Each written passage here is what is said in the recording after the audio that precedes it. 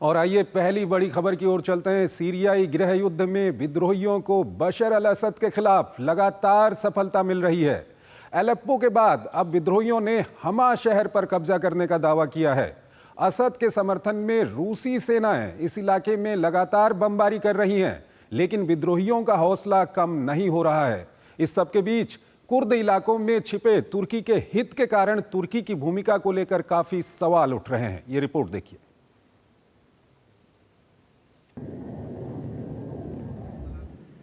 आसमान से बरसते बम, धमाकों से दहलता शहर, जान बचाकर भागते लोग, ये सीरिया है। कई साल की अर्ध शांति के बाद फिर धधक रहा है।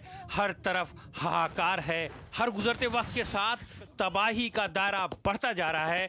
पिछले हफ्ते अलेप्पो पर अचानक धावा बोलने वाले इस्लामिक समूहों के लिए रूसी और सीरियाई हमले नाकाफी साबित हो रहे हैं। इन गुटों ने तो अब रणनीतिक रूप से एक और अहम शहर हमा पर कब्जे का दावा कर दिया है। लड़ाकों ने हमा के केंद्रीय जेल पर नियंत्रण हासिल कर सैकड़ों कैदियों को छुड़ाने की बात भी कही है। सीरियाई सेना ने कहा है कि नागरिकों को बचाने के लिए वे शहर के बाहर अपने सैनिकों की फिर से तैनाती कर रही है। असद के लिए ये बड़ा झटका है। पूरे गृह युद्ध के दौरान हमा पर असद सरकार का ही नियंत्रण रहा है। इस पर कब्जे का मतलब है कि लड़ाकों के लिए होम्स का रास्ता साफ हो गया। रूस असद का बड़ा सहयोगी है। यूक्रेन जंग से पहले सीरिया में रूस के 50 लड़ाकू विमान तैनात थे, लेकिन अब सिर्फ 13 रह गए हैं और महज 7 ही काम कर रहे हैं। शायद यही वजह है कि ये हवाई हमले असरदार साबित नहीं हो पा रहे हैं। इस बीच तुर्की ने कहा है कि सीरिया की ताज़ा स्थिति पर क्षेत्रीय समकक्षों के साथ सहयोग और समन्वय बनाए हुए है। तुर्की ने कहा है कि ताज़ा झड़पें सीरिया के अनसुलझे मसलों के कारण भड़की है। दरअसल सीरिया को इन सैन्य समूहों का बड़ा सैन्य समर्थक बताया जाता है। सीरिया में तुर्की का हित कुर्द इलाकों में छिपा हुआ है। कुर्दों का पूर्वी और उत्तरी सीरिया में नियंत्रण है, जिन्होंने खुद को स्वायत्त घोषित कर रखा है, जिन्हें स्वायत्तता हासिल है।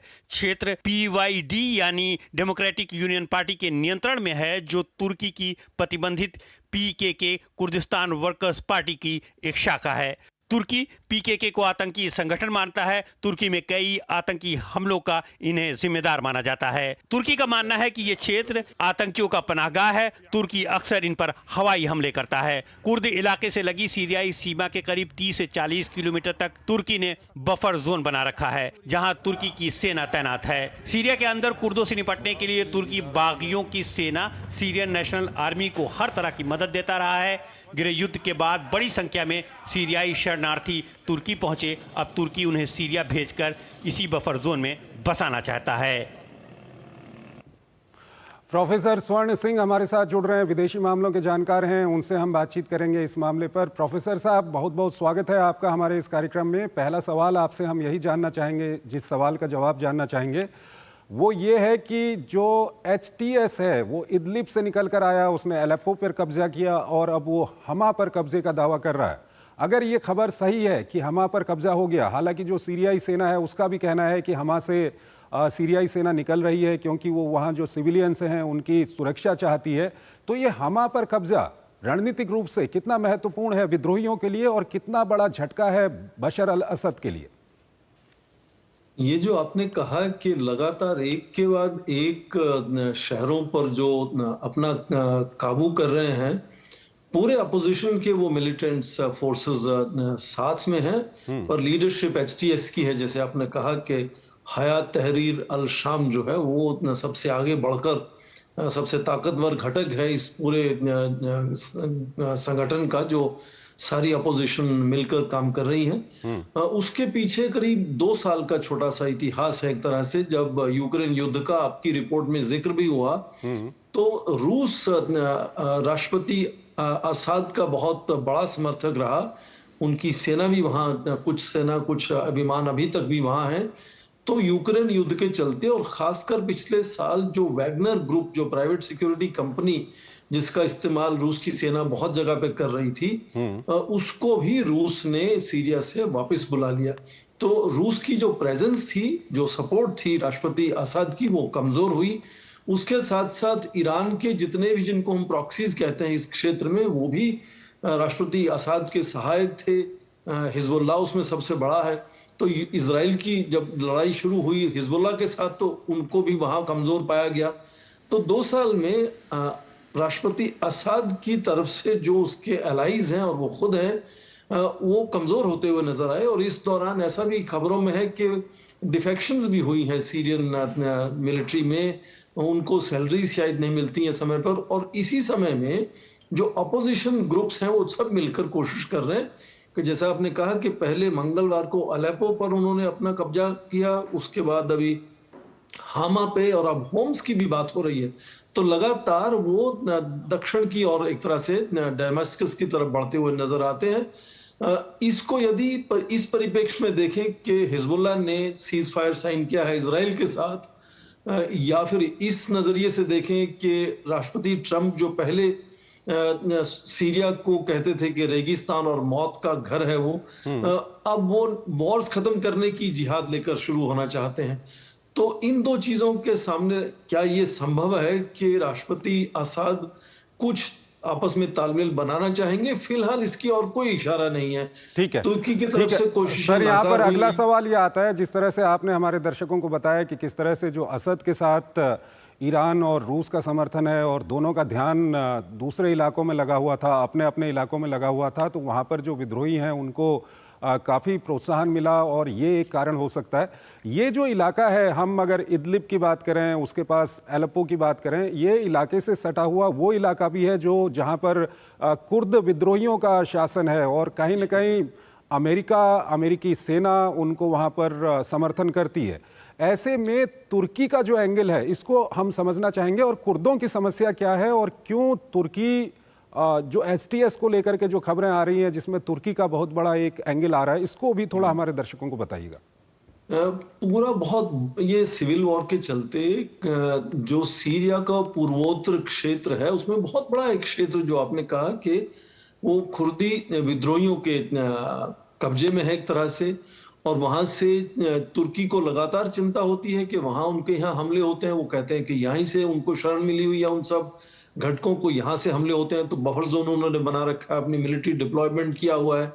पर राष्ट्रपति ट्रंप का मैं आपको याद दिलाना चाहूंगा कि अमेरिका की दिलचस्पी तो है कुर्दिस्तान में, पर राष्ट्रपति ट्रंप ने पिछली बार जब वो राष्ट्रपति थे तो वहां से अपनी सेनाएं हटा ली थी। तो क्या अब राष्ट्रपति ट्रंप आएंगे, उनका रुझान किस तरह से होगा, ये कुर्दी विद्रोहियों को लेकर किस तरह से वो इस समस्या से इसको सुलझाना चाहेंगे? पर एक तरह से पूर्वोत्तर में कुर्दिस्तान के विद्रोही हैं और पूर्व ये उत्तर पश्चिम की तरफ जो है वो ये एक के बाद एक जो अलेप्पो है और हामा है और होम्स है, ये लगातार जो गिरते हुए नजर आते हैं। तो जाहिर है कि जो राष्ट्रपति असद की सेना है उनका मनोबल एक तरह से उस पर बहुत प्रभाव पड़ता है।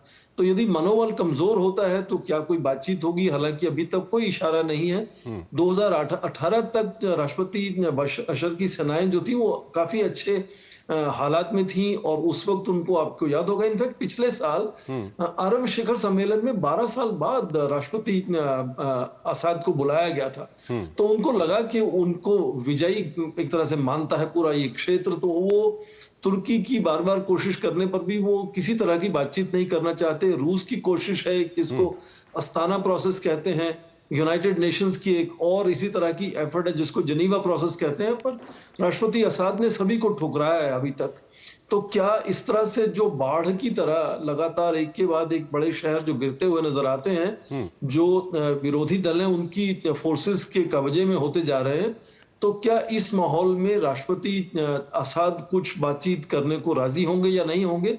इस पर अभी कोई उनकी तरफ से सवाल नहीं आई है। सर एक और महत्वपूर्ण सवाल यहाँ पर एक पहलू की ओर आपका और मैं ध्यान दिलाना चाहूँगा। 2011 से जब सीरिया में वहाँ पर ये विद्रोह शुरू हुआ, इसके पीछे कारण ये था कि जो असद की सत्ता है उसके खिलाफ लोग खड़े हो गए थे जगह जगह पे। असद ने उनको काफ़ी अत्याचार उनके साथ किया, उनको बल से दबाने की कोशिश की, तो उसके बाद ये विद्रोही खड़े हुए और उसका फ़ायदा कहीं ना कहीं आईसिस ने भी उठाया और उस समय के अलकायदा ने भी उठाया। तो ऐसे में सवाल ये होता है कि अगर सीरिया में एक राजनीतिक प्रक्रिया की कितनी बड़ी ज़रूरत है। वहाँ पर असद के खिलाफ अगर हम देखें तो करीब करीब 50 से 60% ऐसा इलाका है जहाँ पर असद की सेनाओं का कोई कब्जा ही नहीं है। बिल्कुल आपने सही कहा कि बहुत बड़ा उत्तरी इलाका है जिसमें राष्ट्रपति असद की सेनाओं का कोई भी उसमें कंट्रोल नहीं है, काबू नहीं है। पर ये जो विरोधी सेनाएं, जो एचटीएस की आप बात कर रहे हैं, हयात तहरीर अल शाम की, वो भी पहले एक अलकायदा का ही घटक उसको एक जमाने में मानते थे। तो जो दूसरी विरोधी दल भी आगे बढ़ते हुए नजर आ रहे हैं, उनका भी क्या भरोसा कर सकते हैं या नहीं। तो ये 14 साल से लगातार जो सिविल वॉर चल रही है, आपने कहा 2011 से, इसमें हजारों लोग मारे जा चुके हैं, लाखों लोग बेघर हो चुके हैं। तो इसमें तो कोई दो राय नहीं है कि इसमें बातचीत से कोई ना कोई वहां जो स्थिति है, पॉलिटिकल सॉल्यूशन क्या हो सकता है? पॉलिटिकल सोल्यूशन होना चाहिए। पर फिलहाल मुझे लगता है कि जितनी भी कोशिशें हुई हैं रूस की तरफ से, संयुक्त राष्ट्र की तरफ से या तुर्की की तरफ से, फिलहाल राष्ट्रपति असाद ने किसी को भी एक तरह से अंगेज है। पर क्या अब जो लगातार बाढ़ की तरह जो के बाद एक शहरों को काबू करती जा रही है, इस माहौल में क्या वो बातचीत करने के लिए कोई संकेत नहीं है। पर उसके साथ यदि राष्ट्रपति ट्रंप की ये जो धारणा है कि वो एक के बाद युद्ध खत्म करने चाहते हैं सारे, तो उसके चलते क्या कोई शुरुआत होगी पॉलिटिकल डायलॉग की, तो मुझे लगता है कि ये होना ही चाहिए। क्योंकि और अगर कोई शुरुआत होती है तो उसमें तुर्की की कितनी बड़ी भूमिका होगी, संक्षेप में बताइएगा। तुर्की हाल ही में खासकर यूक्रेन युद्ध में बहुत ही प्रभावी पूरे क्षेत्र में एक तरह से एक पीस मेकर की तरह से उभर कर सामने आया है।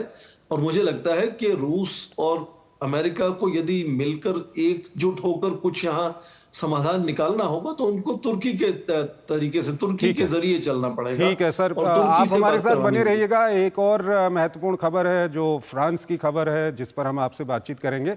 हमको यहाँ पर